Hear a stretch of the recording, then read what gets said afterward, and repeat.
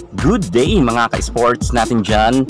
Kontrobersyal na pagkapanalo ng Creamline Cool Smashers kontra sa kanilang sisterhood team na Choco Mucho ay usap-usapan talaga. At kapag pumunta nga tayo sa mga volleyball page ay doon natin makikita na halos nga karamihan ang sinasabi ng mga netizen ay luto daw di umano ang nasabi nating games kahapon. Ngayon, ano-ano kaya talaga ang tunay na dahilan? Ano-ano ang pagkukulang ng Choco Mucho kung kaya sila natalo? Well, kung ako inyong tatanungin, walang lutuan na naganap at walang cooking show at dog show nga na sinasabi nga ng karamihan.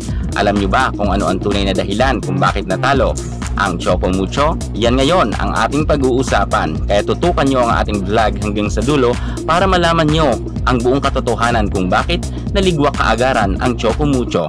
Pero bago ang lahat, subscribe ka muna. I-click ang ating notification bell para lagi kang updated sa lahat ng issue sa volleyball. Susunod na!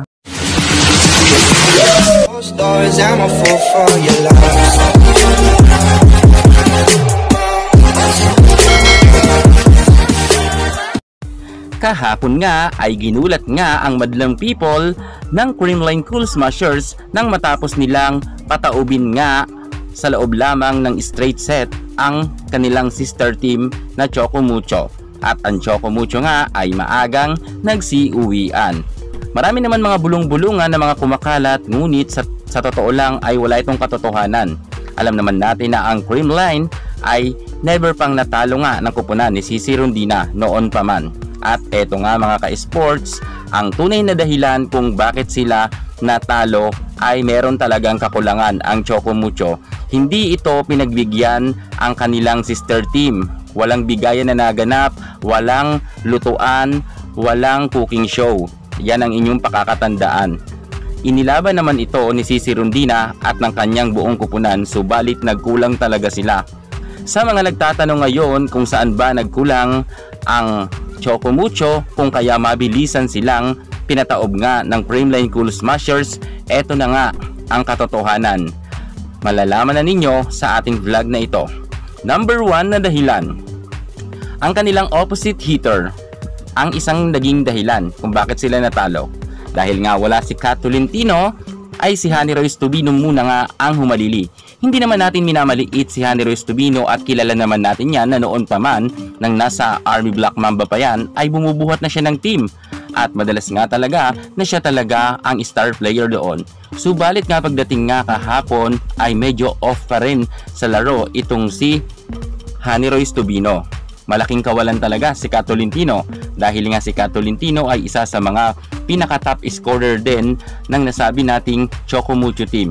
At nang nawala nga siya ay hindi ito napunan masyado ni Honey Royce Tubino. Bagamat may angkin kagalingan siya, ngunit kinapos talaga si Honey Royce at kinulang talaga.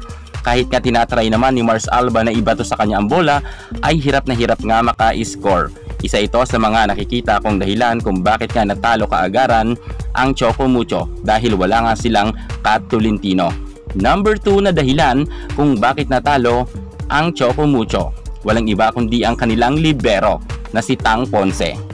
Yes po, tama ang inyong narinig mga ka-sports. Si Tang Ponce ang isa sa mga naging dahilan kung bakit nga tsumaka ang mga set nga ni Mars Alba. Dahil yan kay Tang Ponce, sobrang pangit nga ng kanyang paghahatid ng bola sa kanilang setter at kahit si Dina Wong ay hindi rin makapag-set ng maganda. Medyo off talaga si Tang Ponce kahapon. Kitang-kita naman natin na lagi siyang nababagsakan ng bola at ang mga hampas nga ni Tots Carlos, Alyssa Valdez ay hindi niya masyado makuha-kuha. Maging si Gemma Galanza, ang kanyang mga drop ball ay lumulusot. Lalo ang mga quick attack nga ni Panaga ay hindi ito naaabangan ni Tang Ponce. Isa talaga si Tang Ponce sa nakita kong nagkulang nga kahapon. Pero kung tutuusin, magaling naman talaga ito mga ka-sports. At syempre, best libero nga rin ito. At may award na rin siyang best libero. Kung kaya nagtataka talaga karamihan kahapon ng ibang mga manonood na off nga si Tang Ponce. Number 3 na dahilan, ang kanilang outside hitter. Walang iba kundi si Cici Rondina. Alam ko magaling si Cici Rondina at mag-a-agree kayo dyan.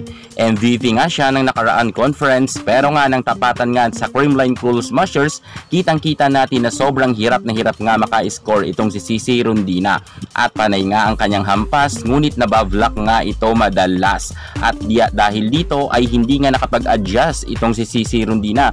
Bagamat siya pa rin ang top scorer ngayon sa Choco Mucho, subalit nga kahapon nga sa laban nila nang nasabi nating Creamline Cool Smashers ay medyo basang-basa talaga ang kanyang mga spike. At marami nga nagsasabi na hindi daw ganoon ang laro ni Cici Rondina. Medyo bumaba ata ang level ng laro or nilaro ni Cici Rondina, kung kaya nga natalo sila. Pero kung nag-init talaga masyado si Rondina, alam natin na talaga makikipagpukpukan to, baka nga abutin ng 5th set.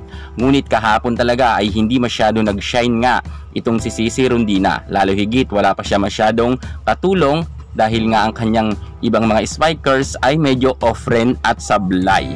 Isa pa sa nakita ko pang dahilan, ang kanilang coach. Head coach Dante Alinsinurin. Marami ngang nakakapansin sa kanya kahapon na medyo lutang nga rin ang kanilang coach at hindi masyado nagpapalit ng mga players. At babad na babad nga ang kanyang mga star players kahit na sumasablay ito.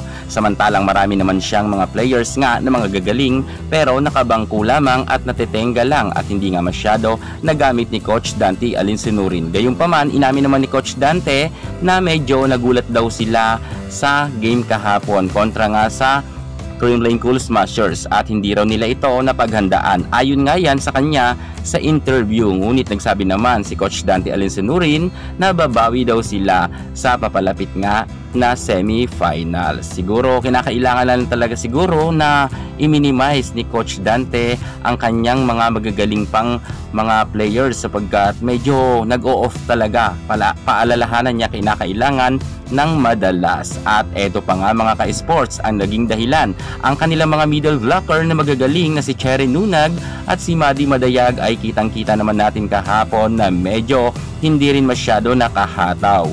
Ibang-iba nga ang nilaro kahapon ni Cherry Nunag at ni Maddie at madalas pa nga silang patawa-tawa lang at kita naman natin na halos natatambakan nga sila lalo na nga mga ka-sports sa first set at saka sa last game nila. Grabe rin talaga ang naging error ng bawat mga manlalaro ng Choco Mucho kung kaya sila natalo. Yan nga mga ka-sports ang nakikita kong mga dahilan sa kanila. Wala si Kat Tolentino, off nga ang ibang mga spikers, laging nababantayan si Cherry Nunag at si Maddie Madayag, maging itong si Cici Rondina ay hindi makalusot-lusot nga ang kanyang mga palo at si Alba naman sablay rin ang kanyang mga set at si Tang Ponce naman ay nalalaglagan ng bola sa kanyang harapan. So ibig sabihin halos lahat nga kahapon ng Choco Mucho players ay wala masyadong ganang maglaro. Siguro dumadating talaga sa parting ganun talaga minsan.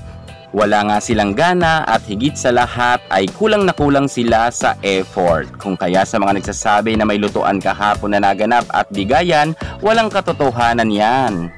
Kitang-kita naman kasi natin ang effort nga ng Creamline Cool Smashers at talagang pinatindi nila ang kanilang blocking at syempre ang kanilang floor defense ay tumindi na rin. Ganon kapursige ang Creamline at tinirabaho talaga nila yon kahapon. Lahat ng players ng Choco Mucho ay talagang off, samantalang ang lahat naman ng mga players ng Creamline ay talagang ganado ngang maglaro kahapon. Kung kaya nga mabilisan ngang natalo nila ang Choco Mucho. Yon ang katotohanan. Kayo, ano sa tingin nyo ang naging dahilan? Comment naman kayo sa baba.